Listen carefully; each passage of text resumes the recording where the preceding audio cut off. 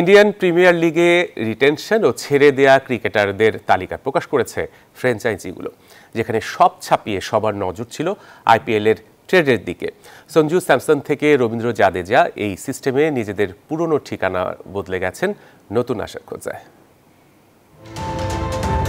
ক্রিকেটে বদলে যাচ্ছে ট্রান্সফার সংস্কৃতি।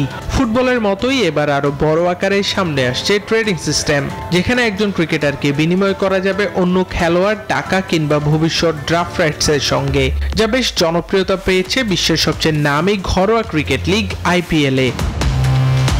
যুক্তরাষ্ট্রের ১ নম্বর জিম চেইন গোল্ডস জিম এখন আবারও বাংলাদেশে।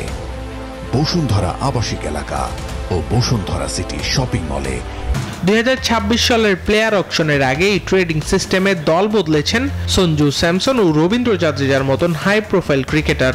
এই দুই ক্রিকেটার ট্রেডের মাধ্যমে ছেড়েছেন তাদের পুরনো ঘর। সঞ্জু স্যামসনকে রাজস্থান রয়্যালস থেকে উড়িয়ে এনেছে চেন্নাই সুপার কিং, যার জন্য গুনতে হয়েছে ১৮ কোটি রুপি। এছাড়াও স্যামসনের পরিবর্তে রাজস্থান রবীন্দ্র জাদেজা ও স্যাম কারানকে যুক্ত করেছে তাদের স্কোয়াডে।